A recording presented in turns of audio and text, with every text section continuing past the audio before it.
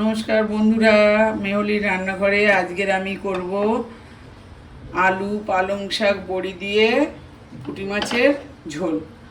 তার জন্য আমি পুঁটি মাছ নিয়েছি, বড় বড় পুঁটি মাছ নিয়েছি 200 গ্রাম। এটাকে আগে আমি নুন হলুদ দিয়ে ভেজে তুলে নেব।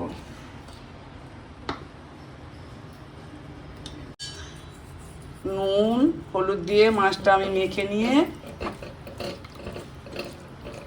কড়াইটা গরম করতে দিয়েছি, দিয়ে আমি তেল দিয়ে দিলাম। কড়াইতে তেল দিয়েছি, তেল আমার গরম হয়ে গেছে। এবার আমি মাছগুলো দিয়ে দেবো।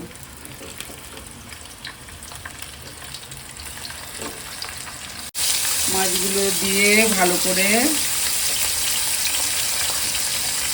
ভেজে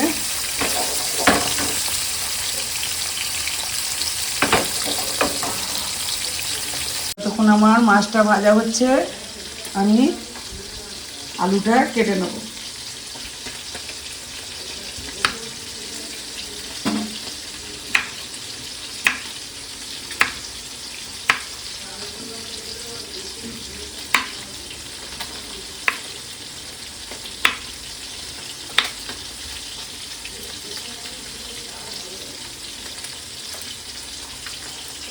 মাছটা আমার এক পিঠ হয়ে গেছে, এবার আমি মাছটা উল্টে দেবো।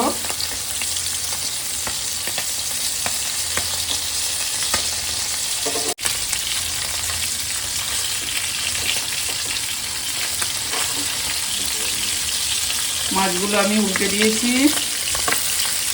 এবার মাছ ভাজা হতে হতে আমার আলুটা কাটা হয়ে গেছে।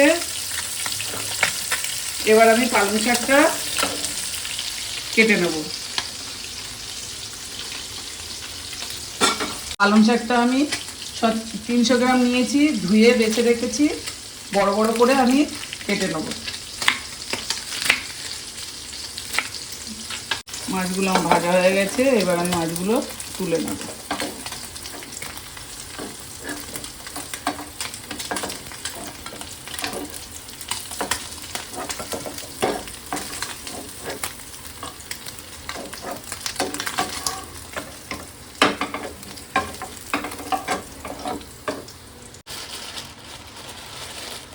এবার এই তেলে আমি বড়িটা ভেজে তুলে নেব।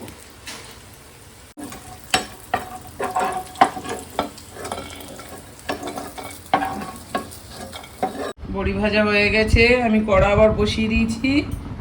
এবার আমি তেল দিয়ে দেবো। তেলটা আমার গরম হয়ে গেছে, এবার আমি একটু পাঁচফোড়ন দিয়ে দেবো।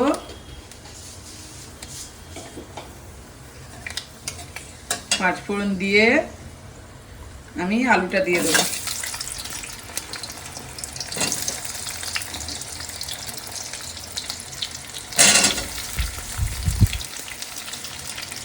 আলুটা দিয়ে আমি মিনিট 2-3 একটু ভালো করে এটা ভেজে নেব।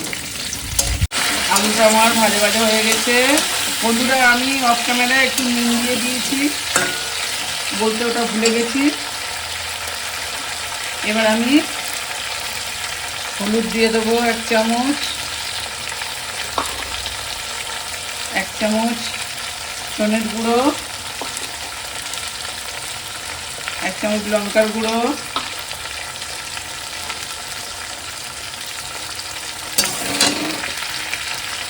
1 চামচ জিরের গুঁড়ো দিয়ে আমি এটাকে একটু ভালো করে কষিয়ে নেব।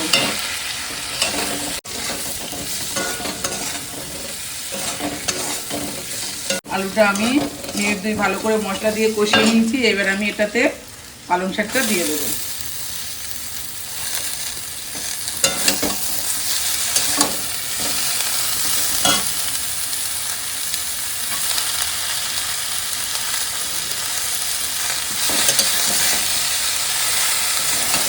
পালং শাকটা দিয়েও আমি বেশি কষাবো না, মিনিট 2 একটু নাড়াচাড়া করে নেব।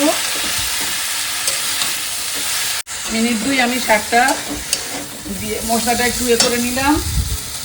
এবার আমি জল দিয়ে দেবো।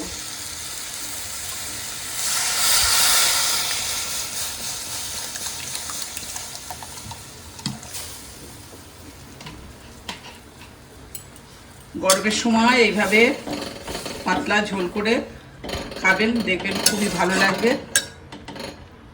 জল দিয়ে একটু ঢাকা দিয়ে ফুটলে আমি তারপরে মাছগুলো দেব। ঝোলটা আমার ফুটে উঠেছে, এবার আমি বড়ি আর পুঁটি মাছগুলো দিয়ে দেবো।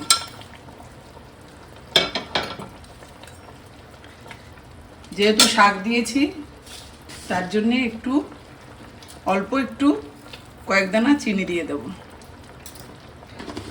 আপনারা তো অনেক ঝোল করে খান পাতলা, এইভাবে পালং শাক বড়ি দিয়ে আলু দিয়ে পুঁটি মাছ ঝোল করে খেয়ে দেখবেন। ভালো লাগলে লাইক কমেন্ট শেয়ার করবেন আর সাবস্ক্রাইব করে দেবেন। এবার আমি তরকারিটা ঢাকা দিয়ে দেবো, দিয়ে মিনিট 5 সাথে ফুটতে দেবো। মিনিট 7 পরে আমি ঢাকনাটা খুললাম। ঢাকনাটা খুলে এই দেখুন বন্ধুরা, আলু সিদ্ধ হয়ে গেছে, আমার ঝোল হয়ে গেছে। এবার আমি এটাকে ঢেলে নেব।